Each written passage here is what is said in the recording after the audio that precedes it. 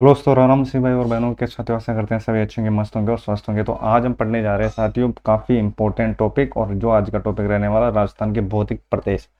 ठीक है, और भौतिक प्रदेश में दोस्तों क्वेश्चन बनते ही बनते हैं, आपको पता होगा। जहाँ भी दोस्तों सिलेबस में ज्योग्राफी शब्द लिख दिया मतलब भौतिक प्रदेशों से क्वेश्चन आना तय है। ठीक है, और बिल्कुल सिंपल वे में और आसान तरीके से मैं पढ़ाऊंगा, आपको दिक्कत नहीं आने वाली कहीं भी। ठीक है, चलो आ जाऊँ। और आपको दोस्तों कंटेंट आपको ऐसा मिलेगा कि पेड कोर्स में भी आपको ऐसा कंटेंट नहीं मिलेगा। मैंने दोस्तों जितना हो सके उतनी बार किसी चीज़ें इसके अंदर ऐड की है, प्रीवियस ईयर के भी काफ़ी चीज़ें इसके अंदर ऐड की हैं। आप देखो एंड तक जरूर देखना। ठीक है, काफ़ी चीज़ें आपको यहाँ पर मिलने वाली है। ठीक है, तो सबसे पहले बात कर लेते हैं।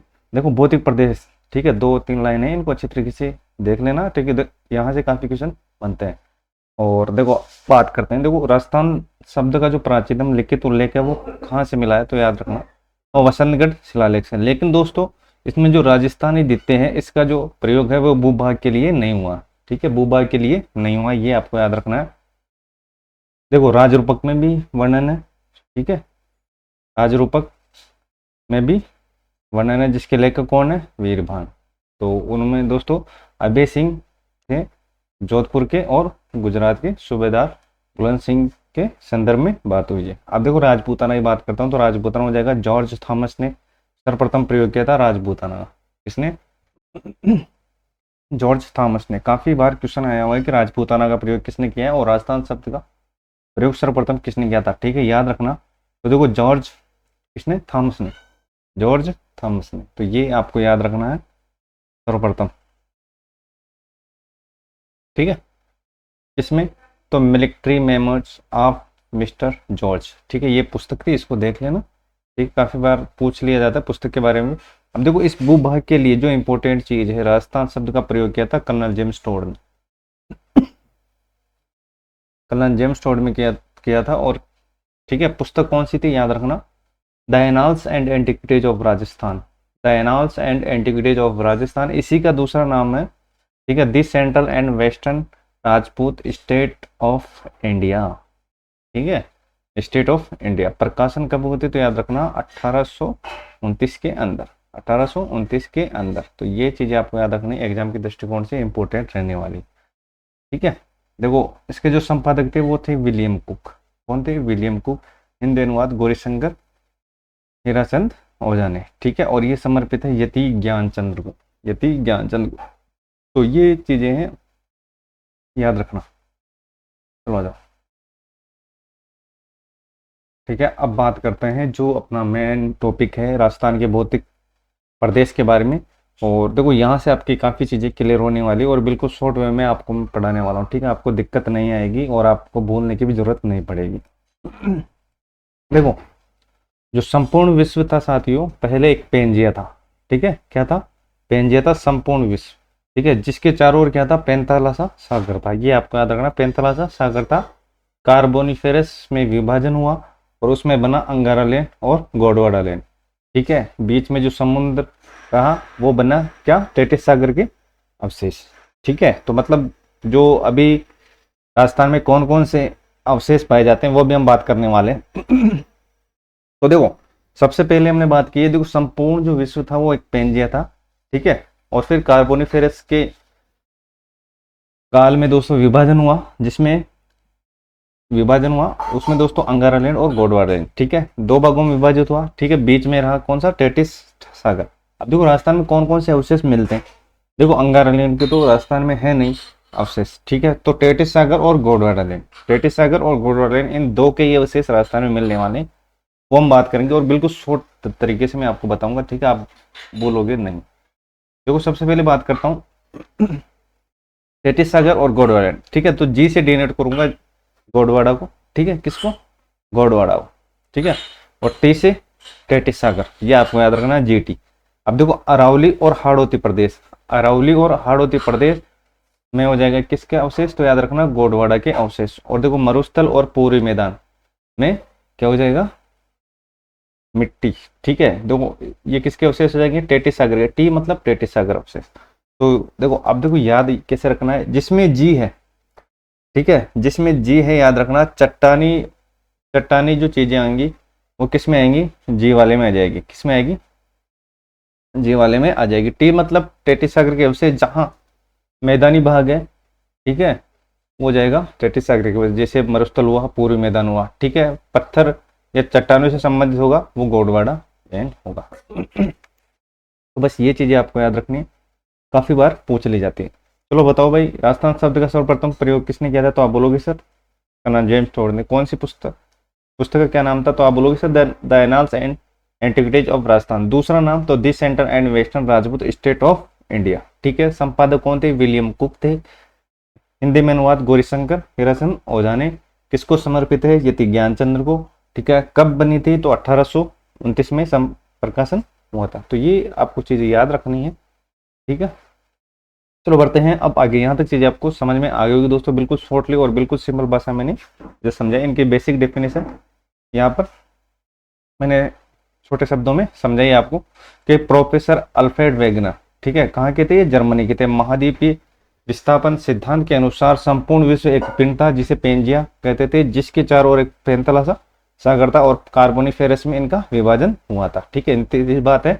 देखो जहां चट्टानों की बात हो जाए तो याद रखना, जहां चट्टानों की बात हो जाए तो वो जगह क्या? गोडवाड़ा। और जहां मैदानों की बात हो जाए वो जाएगी टेटिस सागर के उससे, जैसे मरुस्थल और पूर्वी मैदान। तो आपको ये याद रखना है। चलो आ जाओ, ठीक है। तो जी मतलब गोडवाड़ा, टी मतलब क्या हो जाएगा? टेटिस सागर के अवशेष, ठीक है। जहां मैदानी है, मरुस्थल है, वो जाएगी टेटिस सागर के अवशेष। और जहां चट्टाने हैं, ठीक है, जहां चट्टाने हैं वो जाएगा किसका? गोडवाड़ा के अवशेष, ठीक है। फैक्ट याद रख लेना। तो इसमें अरावली और हाड़ौती हो जाएगा, मरुस्थल में टेटिस सागर के अवशेष हो जाएगा। देखो अगर पूछ लिया जाए कि दोस्तों राजस्थान का स्थानीय भाग, ठीक है, स्थानीय भाग किसके अवशेष है? तो याद रखना जो स्थानीय भाग है किसके अवशेष है? तो हो जाएगी गोडवाड़ा, ठीक है। जलीय भाग की बात करता हूं तो जलीय में हो जाएगा टेटिस सागर। अगर आपको पूछे कि स्थलीय व जलीय भाग किसके अवशेष है, तो याद रखना उसमें गोडवाड़ा और टेटिस सागर दोनों आ जाएंगे, ठीक है। तो दोस्तों यहाँ पर चीजें क्लियर कर लेना, आप डाउट में नहीं रहना। देखो स्थल की बात करता हूँ तो आप बोलोगे सर इसमें हो जाएगा, स्थल की बात करोगे तो मरुस्थल हो जाएगा, पूर्वी मैदान हो जाएगा। मरुस्थल ही पूर्वी मैदान, जो पूर्वी मैदान हो जाएगा, ठीक है, वो किसका अवशेष है? तो आपने बोला था कि सर जहां मैदान हो जाए वहां हो जाएगा किसका? टेटिस सागर के अवशेष, ठीक है। और जहां चट्टान आ जाए वहां गोडवाड़ा के अवशेष, ठीक है। तो जलीय तो आप लोग टेटिस सागर के, और स्थलीय जलीय दोनों पूछ लिए जाए, गोडवाड़ा और टेटिस सागर, ठीक है, ठीक है। आगे विशेष देकर कुछ और ना पूछे तो अपना आंसर यही होगा। चलो अब आ जाए, ठीक है। राजस्थान के भौतिक प्रदेश कितने भागों में विभाजित है, ठीक है।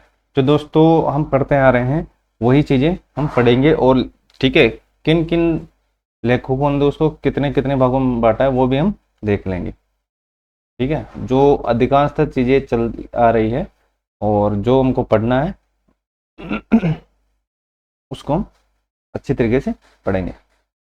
सॉरी। चलो भैया जाओ। देखो राजस्थान का जो भौतिक प्रदेश है वो 4 भागों में विभाजित है। कितने में?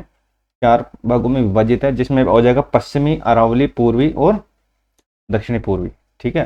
पहला तो हो जाएगा पश्चिम मरुस्थल, दूसरा हो जाएगा अरावली, ठीक है, तीसरा हो जाएगा पूर्वी मैदानी, चौथा हो जाएगा दक्षिणी पूर्वी मैदानी। एक एक चीज को बिल्कुल बेसिक्स में आपको याद करवाने वाला हूँ। देखो मैप के जरिए से आपको सारी चीजें याद आ जाएगी, ठीक है। अब देखो याद कैसे रखना है, क्षेत्रफल जनसंख्या दोनों की बात करेंगे। देखो सबसे पहले क्षेत्रफल की बात कर लेते हैं चारों की, ठीक है, जिसमें पश्चिमी, अरावली, पूर्वी और दक्षिणी पूर्वी। देखो पश्चिमी जो मरुस्थल प्रदेश है जिसमें क्षेत्रफल रहने वाला है 61.11, और अरावली में रहने वाला है 9%। कितना? 9%। कितना रहने वाला है? 9% रहने वाला है, ठीक है। तो ये आपको याद रखना है। देखो पश्चिमी मरुस्थल और अरावली दोनों कितने परसेंट है? याद रखना ये दोनों 70% है। कितने? 70% है। पश्चिमी मरुस्थल और अरावली कितने रहने वाले हैं? देखो याद रखना, ठीक है, आपको दिक्कत नहीं आने वाली, सीधा देखो बेसिक वे में आपको याद हो जाएगा। 70% है, जिसमें 61% तो किसके पास है? तो आप बोलोगे सिर्फ पश्चिमी मरुस्थल के पास है, बाकी बचा कितना? तो 9%। 9% हो जाएगा अरावली का। अब देखो 2 तो हो गए, तो आप बोलोगे सर 2 हो गए, ठीक है। तो 2 को ऐसे कैसे लिख दो?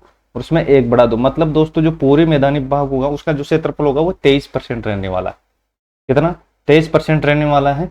अब देखो 70 तो यहाँ पर हो गया, ठीक है, 70 तो यहाँ पर हो गया, 23 ये, ठीक है। तो अब बचा कितना? तो आप बोलोगे सर 30 बचा है, 23 ये हो गया, बाकी बचा कितना? तो आप बोलोगे सर 7 के समथिंग, मतलब 6.89 के समथिंग। तो इसका जो दक्षिणी पूर्वी भाग हो जाएगा, ठीक है, इसका कितना हो जाएगा? तो याद रखना 6.89 के समथिंग, ठीक है। तो देखो बात करते हैं दोबारा, देखो रिवाइज करता हूँ। तो देखो 4 भाग हैं, तो आप लोग सर 4 भाग है। पश्चिमी और अरावली का कितना रहने वाला है? तो आप लोग सर 70% रहने वाला है दोनों का। 61.11% है किसका? पश्चिमी का।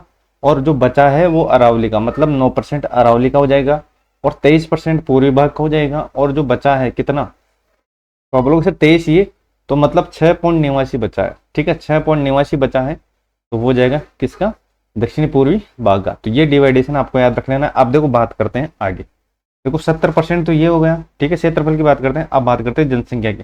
देखो जनसंख्या में याद रखना, जो अरावली का और पश्चिमी मरुस्थल है, इसका जो क्षेत्रफल रहने वाला है वो 50% रहने वाला है, ठीक है। तो इसका ज्यादा रहेगा, तो आप बोलोगे सर इसका ज्यादा रहेगा, ये 40% रहेगा और ये 10% रहेगा, तो दोनों का 50 हो जाएगा, ठीक है। 70-50 याद रख लेना, तो 50 ये हो जाएगा, ठीक है। बाकी बचा, तो आप बोलोगे सर बाकी 50 बचा है, जिसमें दोस्तों 39 किसका हो जाएगा? पूर्वी मैदान का हो जाएगा। और जो बचा है कितना? 11%, ठीक है, वो किसका हो जाएगा? जो बचा है क्या? दक्षिणी पूर्वी मैदान का, ठीक है। तो बस ये आपको याद रख लेना है, ठीक है। बेसिक चीजें मैंने यहाँ पर नोट डाउन कर दी है, आप देख लेना, ठीक है। तो आप बोलोगे सर क्षेत्रफल में की बात करता हूँ, तो 70% अरावली प्लस पश्चिमी मरुस्थल, तो 66.11 ये, और कितना? तो आप बोलोगे सर 9% ये, ठीक है। 70% ये हो गया। बाकी बचा 2 हो गए, तो पहले 2 लिख लो, उसके आगे 3 लिख लो, ठीक है, पूर्वी मैदान का काम होगा। बाकी बचा 6.89%, ये दक्षिण पूर्वी हो जाएगा। पश्चिम मरुस्थल, ठीक है, जिसमें जनसंख्या की बात करते हैं, तो जनसंख्या में 50% हो जाएगा दोनों का, ये 40 ये 10, ठीक है। बाकी 39-11 ये हो जाएगा। चलो आ जाए। अब बात करते हैं भौतिक प्रदेश, ठीक है, कौन कौन से इनके भाग हैं और इनका विस्तार कहाँ कहाँ है। चलो आ जाओ। देखो 4 भाग हमने पढ़ ही लिए थे, ठीक है, और इनका जो क्षेत्रफल कितना है, जनसंख्या कितनी है, वो भी हमने पढ़ लिया था, ठीक है। अब बात करेंगे साथियों। देखो सबसे पहले जो 4 भाग है, सबसे पहले कौन सा भाग बना था? तो याद रखना, जो सबसे पहला भाग बना था वो बना था क्या? अरावली, इसलिए तो ये प्राचीनतम है, ठीक है। सबसे पहले अरावली बना था, फिर दूसरा बना था दक्षिणी पूर्वी मैदानी, ठीक है, तीसरा बना था पूर्वी मैदानी। तो ये आपको याद रखना, पहला अरावली, फिर दक्षिणी पूर्वी, फिर पूर्वी, और फिर लास्ट में बना था कौन सा? पश्चिमी मरुस्थल प्रदेश। बताओ भाई, जो पश्चिमी मरुस्थल प्रदेश है वो किसका अवशेष है? तो आप बोलोगे सर जहां मरुस्थल की बात हो, मैदान की बात हो, तो वो हो जाएगा टेटी सागर के अवशेष, और जहां चट्टाने की बात करूं, पर्वतों की बात करूं, तो वो हो जाएगा क्या? गोडवाड़ा के अवशेष। सीधा सीधा अटकना मत, ठीक है।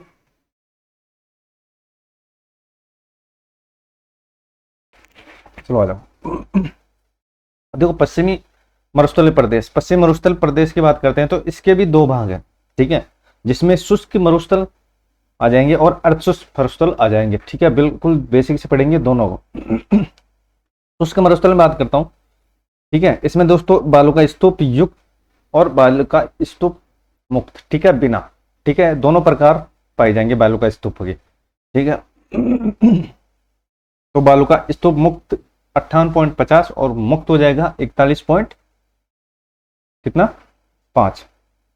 याद रखना, सर्वाधिक जो बालू का स्तूप, देखो इस बालू का स्तूप मुक्त कहाँ कहाँ पाए जाएंगे? देखो तो फलोदी और पोखरण, इन दोनों को याद रखना, फलोदी और पोखरण। देखो पश्चिमी क्षेत्र की बात कर रहे हैं, तो पश्चिमी क्षेत्र की ही अभी हम चर्चा करेंगे। पश्चिमी क्षेत्र तो आप बोलोगे सर 2 हो जाएगा, शुष्क हो जाएगा, ठीक है, और अर्ध शुष्क हो जाएगा। अभी हम बात कर रहे हैं शुष्क की, ठीक है, जो इसमें हो जाएगा बालू का स्तूप मुक्त और बालू का स्तूप युक्त, ठीक है। तो जो मुक्त है वो 41.5 है और युक्त है वो हो जाएगा 58.50 हो जाएगा, ठीक है। और जो मुक्त हो जाएगा वो जाएगा जोधपुर और फलोदी, ठीक है, पोखरण, ये याद रख लेना। देखो अर्धशुष्क में बात करते हो, अर्धशुष्क में दोस्तों कौन कौन से आ जाएंगे? गग्गर, शेखावटी, नागौरी और गोडवाड़ी, ठीक है। वही अरावली की बात करते हैं, तो अरावली का 3 प्रकार से डिवाइडेशन हो रखा है, मतलब 3 भागों में बांट रखे हैं, एक तो उत्तरी, मध्य और दक्षिणी, ठीक है। वही मैं बात करता हूँ ठीक है, पूर्वी मैदान जिसमें दोस्तों बेसिन हो जाएंगे, ठीक है। तो चंबल, माही, बाणगंगा और बनास, ठीक है। चंबल हो जाएगा, माही हो जाएगा, बाणगंगा और बनास हो जाएगा, चारों बेसिनों को याद रख लेना।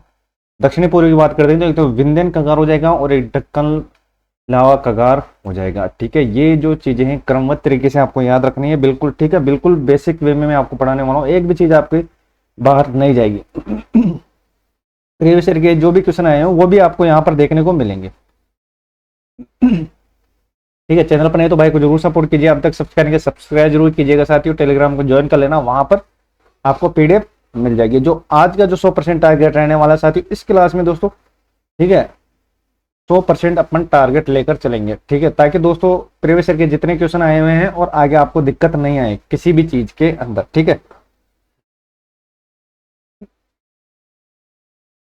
बड़े अब आगे चलो आ जाओ।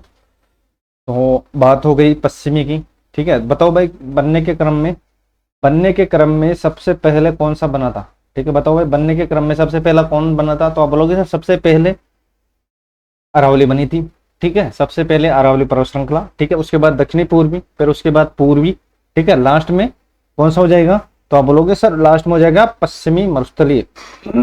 ठीक है, पश्चिमी मरुस्थलीय के कितने भाग, तो आप बोलोगे सर 2 भाग, ठीक है। शुष्क, अर्धशुष्क, ठीक है। शुष्क और अर्धशुष्क, ठीक है। शुष्क में कौन सा हो जाएगा, तो याद रखना शुष्क में हो जाएगा बालू का स्तूप मुक्त और बालू का स्तूप युक्त, ठीक है। तो 41.50 तो क्या हो जाएगा, बालू का स्तूप मुक्त, ठीक है। जो कहां पर है, तो याद रखना फलोदी और पोखरण, फलोदी और पोखरण जिसकी हमने बात कर ली थी, ठीक है। क्षेत्रफल, जनसंख्या सारी हमने बात कर ली है। और उसके बाद अर्धशुष्क की बात करते हैं, ठीक है। अर्धशुष्क में याद रखना, जो अर्धशुष्क में रहने वाला वो गग्गर, शेखावटी, ठीक है, नागौरी और लूनी बेसिन। अब देखो प्रीवियस ईयर में ये क्वेश्चन पूछा गया था कि उत्तर से दक्षिण क्रम, ठीक है। तो देखो ये अर्धशुष्क का पूछा था, ठीक है। तो अर्धशुष्क में दोस्तों क्या क्या होने वाला, तो आप बोलोगे सर अर्धशुष्क में देखो गग्गर हो जाएगा, शेखावटी, नागौरी और उच्चपुर। तो शेखावटी हो गया, तो आप बोलोगे सर हो गया। उसके बाद नागौरी, ठीक है, नागौरी याद रखना। और यहाँ पर आ जाएगी साथियों विंध्यन श्रेणी, और क्या हो जाएगी विंध्यन श्रेणी, विंध्यन श्रेणी, ठीक है। उत्तर से दक्षिण यहाँ, ठीक है, उत्तर से दक्षिण पूछा था, ठीक है। उसके बाद लूनी बेसिन हो जाएगा, और जो यहाँ पर डूंगरपुर बांसवाड़ा में हो जाएगा ये हो जाएगा माही बेसिन या माही मैदान, ठीक है, माही मैदान, ठीक है। तो ये आपको याद रखना, ये क्रम याद रखना। देखो प्रीवियस ईयर में ये क्वेश्चन पूछा गया था, जो मैं सीधे सीधे आपके सामने लेकर आया हूँ, ठीक है। तो इनको अच्छी तरीके से रट लेना, ठीक है, आपके एग्जाम के दृष्टिकोण से इंपॉर्टेंट रहने वाले हैं, ठीक है। चैनल पर नहीं तो भाई को जरूर सपोर्ट कीजिए। अब तक चीजें, अगर आपको चीजें समझ में आ रही है दोस्तों तो कमेंट में बताइएगा और भाई को सपोर्ट कीजिएगा, ठीक है। आपके सपोर्ट के बिना कुछ नहीं है साथियों। मैं जितना भी मोटिवेट रहता हूँ आपके सपोर्ट के कारण रहता हूँ, और मैं चाहता हूँ कि सभी भाइयों का फुल सपोर्ट रहे, ठीक है, ताकि मैं और कोशिश करूँ कि आपके लिए और बेहतरीन कंटेंट ला सकूँ और अपना जो टारगेट है रोज का वो टारगेट पूरा अचीव कर सकूँ। तो यहाँ तक चीजें आपको समझ में आ गई, तो आप बोलोगे सर 4 भाग मैंने पढ़े हैं, पश्चिमी मरुस्थलीय, उसके बाद अरावली, उसके बाद पूर्वी मैदानी, ठीक है, उसके बाद दक्षिणी पूर्वी मैदानी। सबसे पहला कौन सा बना, तो आप बोलोगे सर अरावली बनी है, उसके बाद दक्षिणी पूर्वी मैदान बना है, उसके बाद पूर्वी मैदान बना है, और फिर उसके बाद पश्चिमी मरुस्थल बना है, ठीक है। अब देखो बताओ पश्चिम जो शुष्क मरुस्थल है इसके कितने भाग, तो आप बोलोगे सर इसके 2 भाग, ठीक है। एक तो शुष्क मरुस्थल और एक अर्धशुष्क मरुस्थल, ठीक है। तो ये हो जाएगा मैदान के अंदर, ठीक है। ये जो डिवाइड हो रखा है ये मैदान के अंदर हो जाएगा। अब देखो शुष्क में हो जाएगा बालू का स्तूप मुक्त, बालू का स्तूप युक्त। जो बालू का मुक्त हो जाएगा वो 41.5 है, मतलब बिना, ठीक है। और ये कहां पर है, तो आप लोगे पोखरण, ठीक है, और फलोदी या पोखरण बोल दो। उसके बाद हमने बात की है अर्धशुष्क, ठीक है। अर्धशुष्क में गग्गर, शेखावटी, नागौरी और क्या हो जाएगा लूनी। गग्गर, शेखावटी, नागौरी और लूनी, इनको याद रखना, पूछा जाता है क्रम में, ठीक है। तो देखो ये जो प्रीवियस ईयर में क्वेश्चन आया इसमें दोस्तों शेखावटी हो गए, नागौरी हो गई। यहाँ पर याद रखना नागौरी के बाद विंध्यन श्रेणी हो जाएगी, ठीक है। उसके बाद यथावत चीजें रहने वाली हैं लूनी बेसिन, और जो दक्षिण में हो जाएगा डूंगरपुर बांसवाड़ा साइड में वो माही बेसिन हो जाएगा, ठीक है। उसके बाद हमने पढ़ा है अरावली, ठीक है। अरावली के कितने भाग, तो आप लोग सर उत्तरी, मध्य और दक्षिणी 3 भाग, ठीक है। उसके बाद देखो बताओ भाई पूर्वी मैदानी, पूर्वी मैदानी कितने, तो आप लोग सर 4, चंबल, माही, बाणगंगा और बनास। चंबल, माही, ठीक है, चंबल बोल दो, माही बोल दो, बाणगंगा और बनास, ठीक है। अब देखो उसके बाद हमने बात की है दक्षिणी पूर्वी भाग की, उसके कितने भाग, तो आप बोलोगे सर दो, एक तो दक्कन, ठीक है, और एक विंध्यन कगार, ठीक है। तो एक तो दक्कन लावा हो जाएगा और एक कगार हो जाएगा, ये क्रम आपको याद रखना। शेखावटी, नागौरी, विंध्यन और लोनी और माही, ठीक है। तो बड़े भागे, चलो आ जाओ। उसके बाद देखो बात करते हैं, देखो किन किन ने दोस्तों कितने भागों में इनको बांट रखा है, ये भी आपको एक बार देख लेना है क्योंकि पूछा जाता है, ठीक है। ज्यादा दोस्तों डिटेल से तो नहीं पूछेंगे, लेकिन इतना जरूर आपको पूछेंगे कि किसने दोस्तों कितने भागों में बांटा, ठीक है। जो और जो हम पढ़ रहे हैं दोस्तों किसके अनुसार पढ़ रहे हैं, ठीक है, डिवाइड।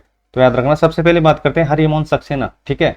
1994 में इन्होंने दोस्तों 4 भागों में बांटा था, ठीक है, जिसको हम पढ़ते हैं हरिमोहन सक्सेना की हिंदी ग्रंथ अकादमी की पुस्तक भी आती है, काफी अच्छी और ऑथेंटिक किताब आती है, ठीक है। तो उसको भी आप देख सकते हो।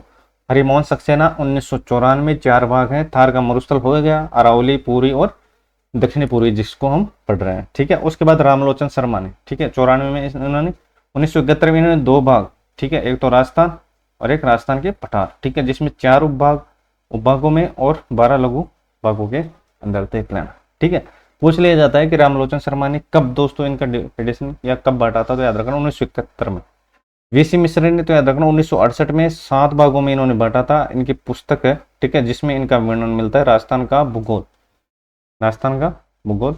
रामलोचन ने 2 भागों में, ठीक है, और हरिमोहन सक्सेना है, तो आप बोलोगे सर हरिमोहन सक्सेना ने 4 भागों में, जिसका हम जो अभी जो भाग है वो हम पढ़ रहे हैं, ठीक है। तो वीके मिश्र 1968 में, ये आपको याद रखना है। चलो आ जाओ। अब देखो वो 7 भाग कौन कौन से हैं उनको भी एक बार नजर में देख लेना है, पूछ लिया जाता है। देखो एक तो पश्चिमी शुष्क मरुस्थल, ठीक है, अर्ध शुष्क हो जाएगा, नहरी, ठीक है, पश्चिमी शुष्क, अर्ध शुष्क, उसके बाद नहरी, अरावली, दक्षिणी पूर्वी, ठीक है, और चंबल माही क्षेत्र,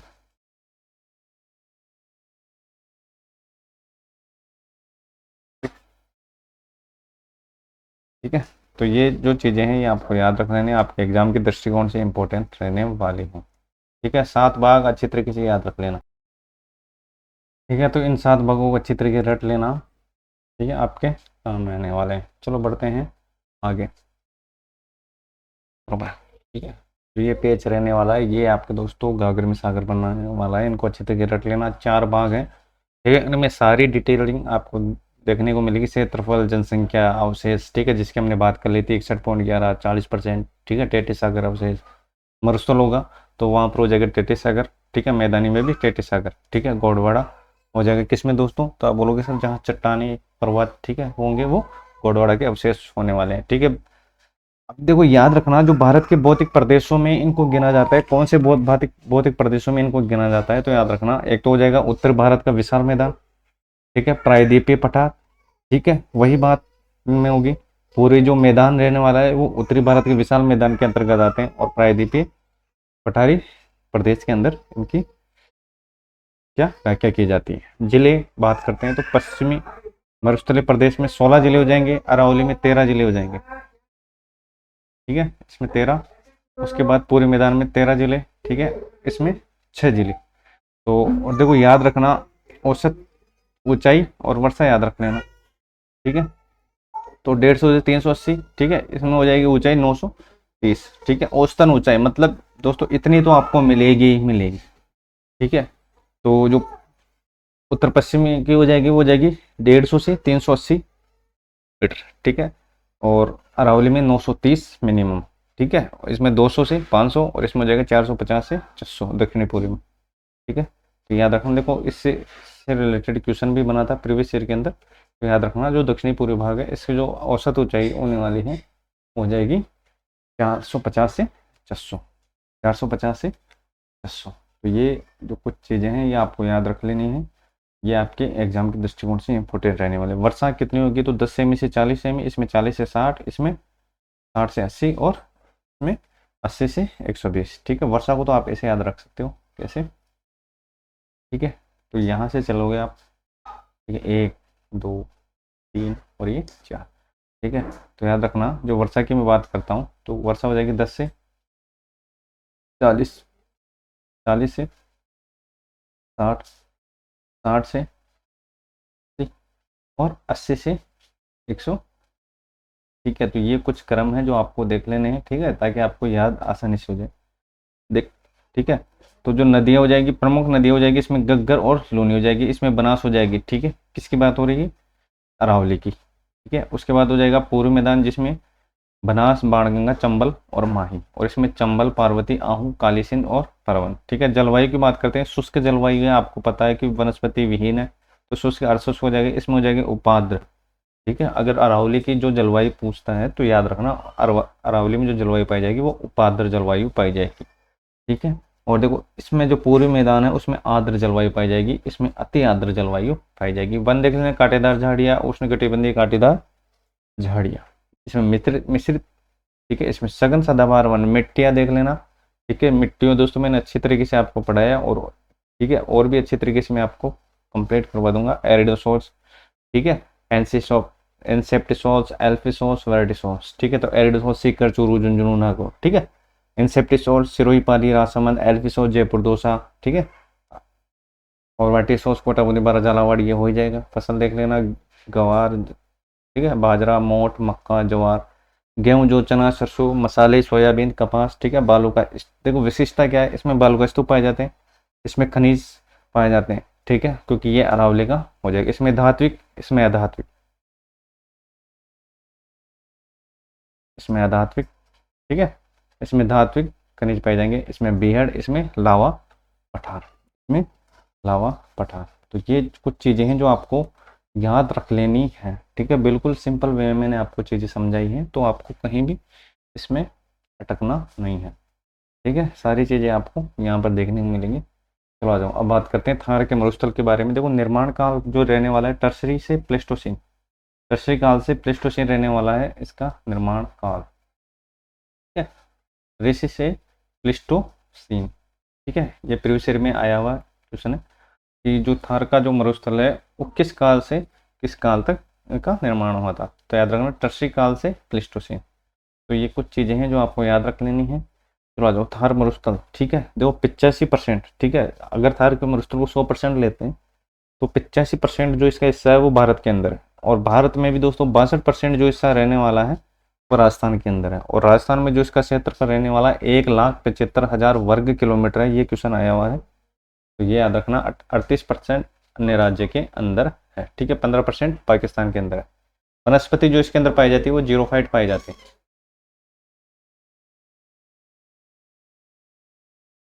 ठीक। तो बड़े भागी, चलो आ जाओ। ढाल की बात करें तो उत्तरी पूर्व से दक्षिण पश्चिम की ओर, ठीक है, लूनी नदी का ढाल भी बोलते हैं, ठीक है। जिले याद रख लेना, गंगानगर, हनुमानगढ़, बीकानेर, जैसलमेर, बाड़मेर, ठीक है। ये पश्चिम वाले जिले आ जाएंगे इसके अंदर सारे। तो आ जाओ, क्या क्या विशेषताएं था मरुस्थल की, ठीक है, इंपॉर्टेंट है, याद रखना। देखो, इसमें सर्वाधिक जैव विविधता, सर्वाधिक जनसंख्या, ठीक है। क्योंकि दोस्तों जनसंख्या कितनी, तो आप बोलोगे सर जनसंख्या इसके अंदर है 40%, 61%, 61.11% तो इसका क्षेत्रफल है, 40% जनसंख्या इसकी है, ठीक है। 9% अरावली की है, और 10% जनसंख्या इसमें है, ठीक है। बिल्कुल बेसिक से मैंने चीज़ें समझाई हैं, तो भूलना मत, ठीक है। तो राजस्थान का सर्वाधिक क्षेत्रफल, ठीक है, सर्वाधिक जनसंख्या, न्यूनतम जनसंख्या घनत्व वाला और भौतिक प्रदेश वाला, ठीक है। न्यूनतम जनसंख्या घनत्व की बात हो रही है। अरावली पर्वतमाला की पृष्ठीय छाया प्रदेश में स्थित है ये, ठीक है। अगर पूछ लिया जाए कि थार का मरुस्थल कहाँ स्थित है, तो अरावली वृष्टि छाया के अंदर, ठीक है। यहाँ अधात्विक खनिजों की उपलब्धता है,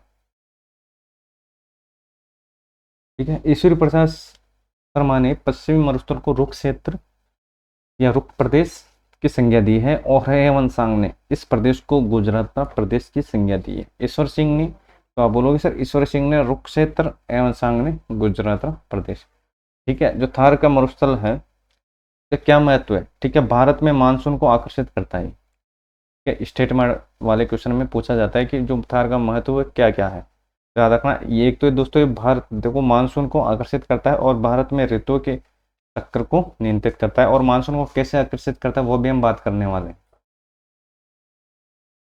ठीक है।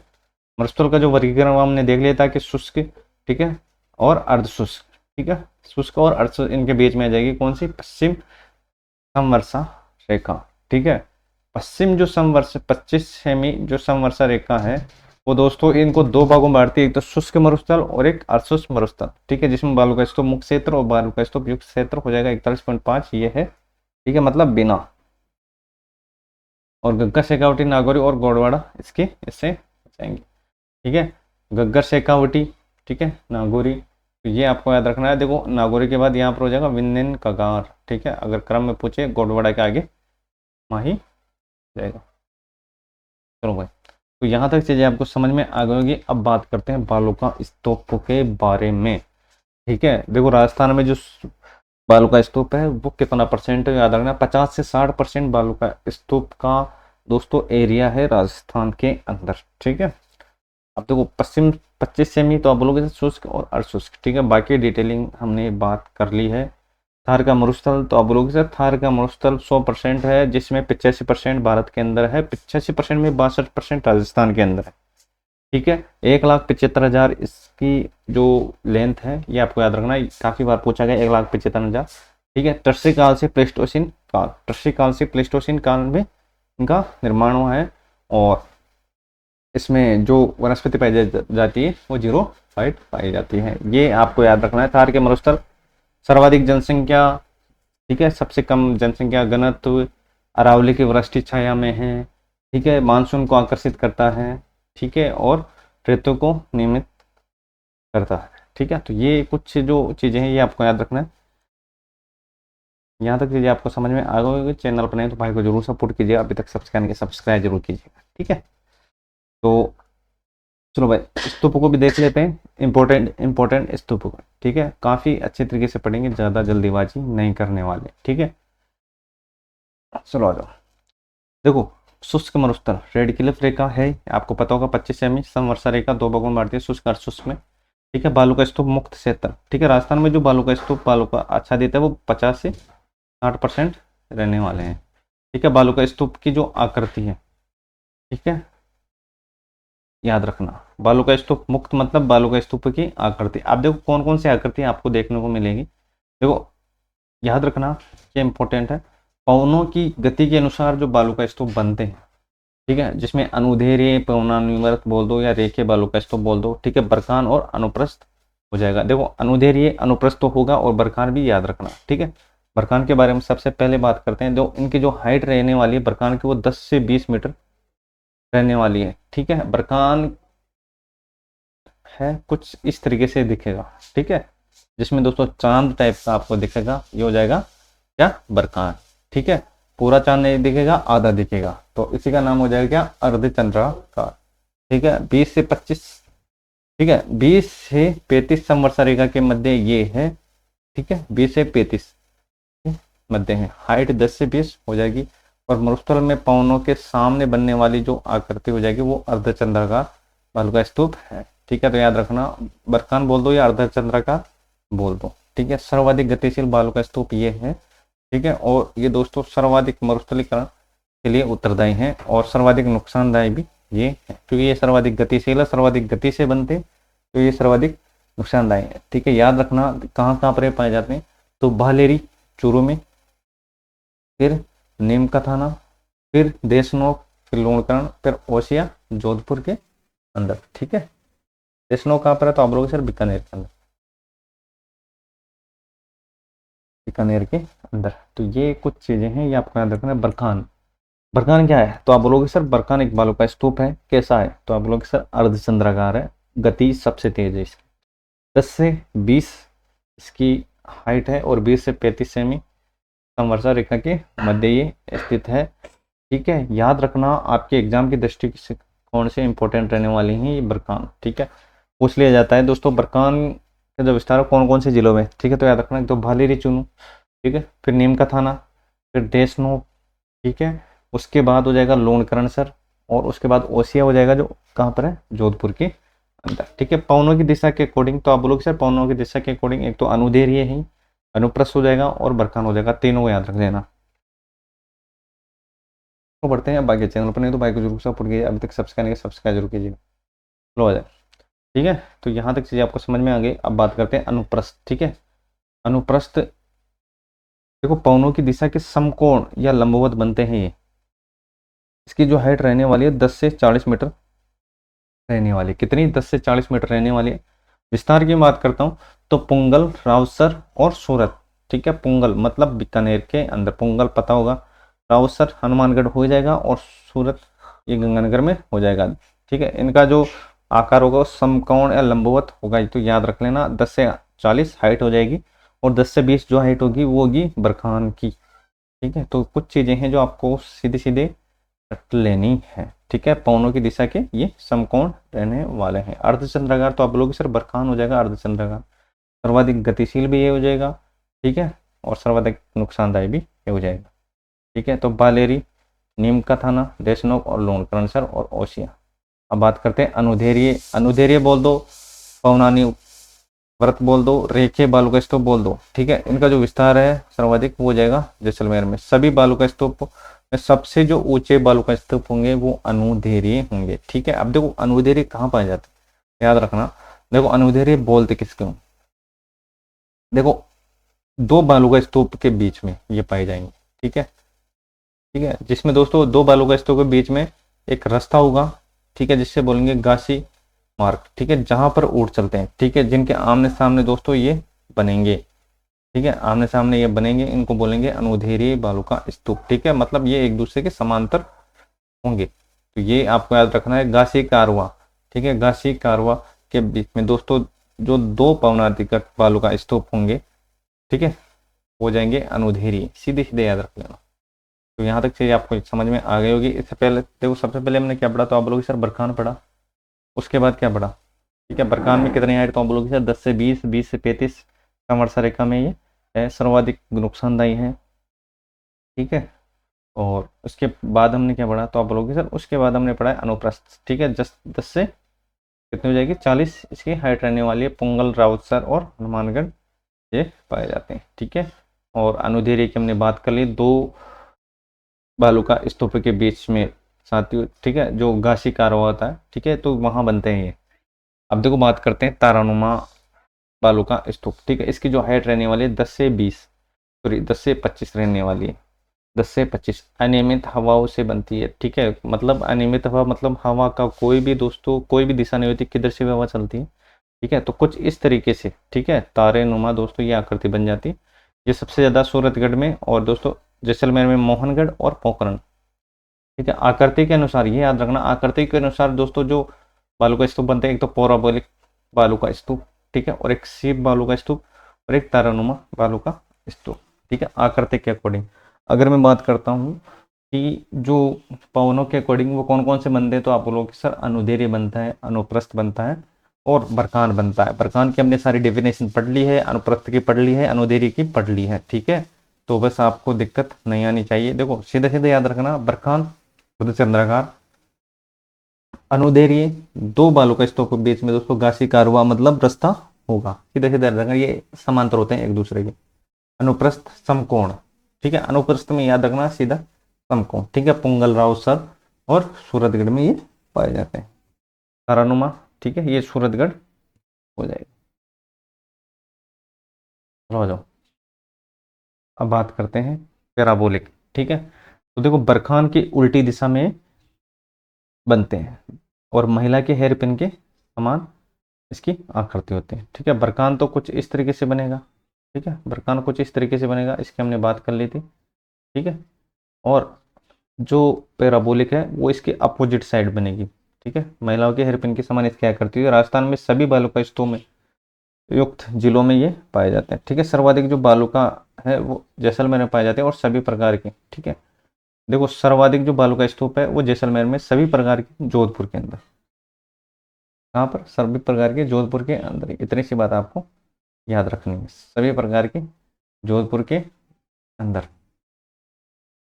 चलो आ जाओ, अब बात करते हैं आगे। देखो राजस्थान में पैराबोलिक बालू का सर्वाधिक पाए जाते हैं, इन्हें परवलयाकार बालू का स्तूप भी कहते हैं, सीधे सीधे याद रखना। अब बात करते हैं सीप की, ठीक है। यहाँ तक चीजें आपको समझ में आ गई सभी प्रकार के, तो आप लोग जोधपुर और सर्वाधिक जैसलमेर में। देखो सीप क्या होता है, सीप एक अनुदैर्घ्य बालू का स्तूप है। अब देखो इसमें ये याद रखना कि एक भुजा इसके अंदर नहीं होती। अब देखो बरखान होगा तो आप बोलोगे सर अर्धचंद्राकार, ठीक है, बरखान होगा अर्धचंद्राकार होगा, इससे पहले हमने बात की थी किसकी, पैराबोलिक की, ठीक है। तो वो हो जाएगा इसके अपोजिट, इसके अपोजिट मतलब बरखान का अपोजिट, ठीक है, बरखान का अपोजिट हो जाएगा वो पैराबोलिक हो जाएगा। और एक अगर दोस्तों भुजा कट जाए तो वो हो जाएगा शेप। अब देखो याद रखना, एक ही चीज़ मैं आपको याद करवा दूंगा, ठीक है। ये बना चांद सा, ठीक है, पूरा बना नहीं, ये बना तो आप बोलोगे सर ये बना है, क्या बना है, बरखान। ये क्या बना, तो आप बोलोगे सर ये बरखान बना, ठीक है। इसका उल्टा, ठीक है, इसका उल्टा कुछ इस तरीके से, इसका उल्टा तो आप बोलोगे सर ये पैराबोलिक या परवलय का, पैराबोलिक, ठीक है। इसकी एक भुजा में काट देता हूँ तो ये क्या बना, तो आप बोलोगे सर ये बना है सीप, ठीक है। तो एक ही आकृति से आपको तीन चीजें समझ में आ गई होगी, ठीक है। बरखान हो जाएगा अर्धचंद्राकार, इसका अपोजिट पैराबोलिक, ठीक है। ये आपको याद रखना है। बरखान के निर्माण के समय जब पवन की दिशा परिवर्तित होती है तो बरखान की एक भुजा आगे की ओर बढ़ जाती है, इसे सीप बोलते हैं, ठीक है। मतलब एक भुजा इसके अंदर आगे बढ़ जाती है तो एक भुजा ही रहती है। सब्र काफी, छोटी छोटी झाड़ियां वो घास की चारों तरफ जो बालू के स्तूप बन जाते हैं उससे सब्र काफी बोलते हैं। नेव का क्या है, वनस्पति में एक तरफ जो बालू के स्तूप से बनने वाली जो आकृति है उसको बोलते हैं नेव का। देखो नेटवर्क, नेटवर्क लगातार बालू का स्तूपों की आकृति, ठीक है, जो लगातार मतलब आकृति पर आकृति, ये आपको याद रखना है, आकृति पे आकृति। तो लगातार बालू का स्तूप की जो आकृति है हो जाएगा नेटवर्क बालू का स्तूप के अंतर्गत इसको शामिल किया जाएगा। स्थान याद रख लेना, हनुमानगढ़ हो जाएगा, ठीक है, जिसमें मोहनगढ़, पोखरण व गंगानगर के सूरत के इलाके में। तो ये याद रखना नेटवर्क बालू का स्तूप कहाँ पाए जाते हैं, तो ये भी आपको याद रखना, स्थान हनुमानगढ़ हो जाएगा, मोहनगढ़, पोखरण, गंगानगर। चलो भाई, अब बात करते हैं अवरोधी, ठीक है। अवरोधी के कारण दोस्तों रेत के जमाव से बनने वाली जो आकृति है उसको बोलते हैं अवरोधी, ठीक है। ये पुष्कर, बूढ़ा पुष्कर, नाग, पहाड़, बिचून ये इसी के अंदर आएंगे, ठीक है। सभी प्रकार के बाल को स्तूप जोधपुर और सर्वाधिक, ठीक है, जैसलमेर के अंदर। तो ये कुछ चीजें हैं, ये आपको याद रख लेनी है, ठीक है। बालू का स्तूप मुक्त 41.5 है, ठीक है। ईर्ग क्या है, तो याद रखना, देखो ईर्ग है जो पूर्णतः रेतीला मरुस्थल है, ये जैसलमेर में पाए जाते हैं। हम्मादा याद रखना, ठीक है, पथरीला मरुस्थल है, ये क्या है, हम्मादा पथरीला मरुस्थल है। फलोदी, बालोतरा और पोखरण, फल भापो याद रख लेना, फलोदी, बालोतरा और पोखरण, ठीक है। रेग याद रखना, रेग बोल दो या मिश्रित मरुस्थल बोल दो, ठीक है। जिसमें दोस्तों रेग में बाड़मेर, बालोतरा, जालोर, सांचौर, सीकर, झुंझुनू और जैसलमेर हो जाएगा। तो ये कुछ चीजें हैं जो आपको याद रखना। ईर्ग हो जाएगा तो आप लोगे सर पूर्णतः रेतीला मरुस्थल जैसलमेर। हम्मादा तो आप बोलोगे सर ये पथरीला मरुस्थल हो जाएगा, ठीक है। तो फलोदी, बालोतरा और क्या हो जाएगा, पोखरण हो जाएगा। रेग हो जाएगा जो बाड़मेर, बालोतरा, जालोर, सांचौर में हो जाएगा। तो ये कुछ चीजें हैं जो सीधे सीधे आपको याद रख लें, ठीक है। जितने भी हमने जो बालू स्तूप है वो सारे हम पढ़ लें, ठीक है। याद रखना 10 सेमी जो समवर्षा रेखा है वो पश्चिमी सीमा निर्धारित करती है, 25 सेमी उत्तर पश्चिम भागों को दो भागों में बांटती है, शुष्क और अशुष्क की हमने बात कर ली। 50 सेमी दोस्तों राजस्थान को दो भागों में बांटती है, पूर्वी और पश्चिमी, ठीक है। 10 सेमी पश्चिमी निर्धारण, 25 शुष्क अशुष्क, 50 दो भागों में, ठीक है। ईर्ग बताओ तो आप लोग इसे पूर्णतः रेतीला मरुस्थल कहाँ पर, जैसलमेर में। बताओ भाई, चलो भाई, ठीक है, जो जो चीजें हमने आज पढ़ ली है बताओ भाई। हम्मादा, ठीक है, तो आप बोलोगे सर ये पथरीला मरुस्थल है, फलोदी, बालोतरा और पोखरण के अंदर ये पाए जाते हैं। बताओ रेग, तो आप बोलोगे सर बाड़मेर, बालोतरा के अंदर, ठीक है। मैं रेग बोल दूं या मिश्रित बोल दूं, ठीक है, रेग बोल दूं या मिश्रित बोल दूं, जो जो चीजें हमने पढ़ी है वो हम देखो। अवरोधी कहाँ पर, पुष्कर, बूढ़ा पुष्कर, ठीक है, बिचून, नागपाल, नेटवर्क तो ये हनुमानगढ़ हो जाएगा, पोखरण क्षेत्र, ठीक है, गंगानगर के सूरत में। नेवका, झाड़ियाँ, सब्र काफिज, ठीक है, बाल बालू का स्तूप बन जाते हैं छोटी छोटी झाड़ियों के बीच। अब देखो बरखान, अब बताओ भाई वल्यकार या पैराबोलिक। तो देखो याद रखना, जो बरखान होगा अर्धचंद्राकार, उसका जो अपोजिट होगा वो पैराबोलिक होगा। एक भुजा काट दी जाए तो वो सीप हो जाएगी, ठीक है। तो देखो बिल्कुल शॉर्ट वे में हमने चीजें पढ़ी हैं, आपको कहीं भी दिक्कत नहीं आने वाली, ठीक है। बरखान की उल्टी दिशा, बरखान क्या है, अर्धचंद्राकार मतलब, ठीक है, मतलब चंद्रमा का आधा हिस्सा बनने वाला। तारागढ़ याद रखना, तारानुमा बालू का स्तूप। इसमें अनियमित हवा चलती है, कोई भी दिशा फिक्स नहीं कि यहीं से हवा चले, ठीक है, अनियमित हवा। तो इसमें सूरतगढ़ और जैसलमेर में पोखरण और मौनगढ़ हो जाएगा। आकृति के अनुसार पैराबोलिक, देखो आकृति के अनुसार याद रखना, जो बालू के स्तूप बनते हैं वो पैराबोलिक, सीप और तारानुमा, ठीक है। तो पैराबोलिक किसका अपोजिट, तो आप बोलोगे सर किसका अपोजिट, बरखान का। सीप एक भुजा कट जाएगी, तारानुमा अनियमित, ठीक है। 10 से 20 मीटर इसकी ऊंचाई हो जाएगी, अनियमित हवा से ये बनते हैं। तो भाई अनुदैर्ध्य, सभी बालू का स्तूप में सबसे ऊंचे होंगे वो अनुदैर्ध्य। अनुप्रस्थ, ठीक है, समकोण, पोंगल, राउसर, सूरतगढ़, ठीक है, ये समकोण होते हैं। बीकानेर, ठीक है, पोंगल बीकानेर में, राउसर हनुमानगढ़ और सूरत गंगानगर में, ठीक है।